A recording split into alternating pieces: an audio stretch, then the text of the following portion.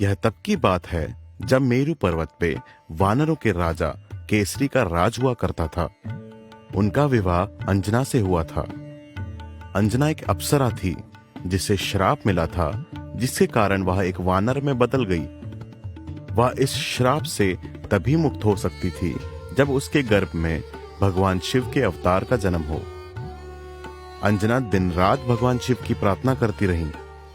उनकी प्रार्थना से प्रसन्न होकर वायुदेव ने उन्हें आशीर्वाद दिया, जिसके कारणवश वह गर्भवती हो गई। कुछ महीनों बाद अंजना ने एक पुत्र को जन्म दिया और उसका नाम अंजनेय रखा। अंजनेय कोई मामूली वानर नहीं थे, बल्कि वह भगवान शिव के अवतार थे और उनका जन्म भगवान विष्णु के अवतार श्री राम की सहायता करने के लिए हुआ था। उन्हें भगवान शिव, माता पार्वती और वायुदेव से अत्यंत ज्ञानी और बलशाली होने का आशीर्वाद मिला था। जब अंजनेय छोटे थे, वह बहुत शरारती थे। उनकी शरारतों के कारण माता अंजना हमेशा परेशान रहती थी। एक दिन जब अंजनेय बहुत भूखे थे, उनकी नजर एक पेड़ की छतरी के माध्यम से सूर्य पर पड़ी। उन्होंने सूर्य को एक फल समझकर उसे पकड़ने के लिए छलांग लगा दी।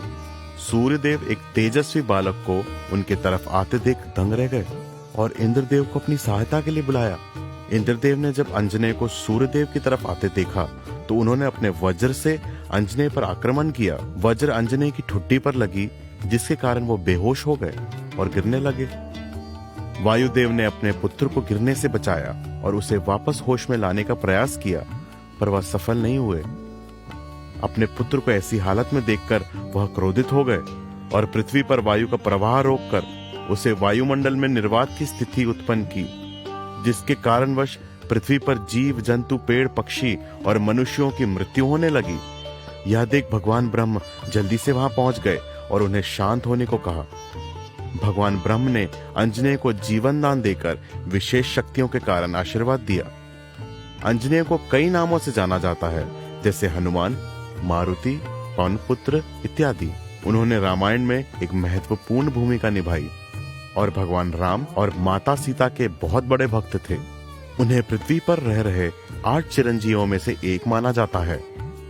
हनुमान चालीसा को बाधाओं एवं बुरी शक्तियों को दूर रखने के लिए सबसे शक्तिशाली मंत्रों में से एक माना जाता है।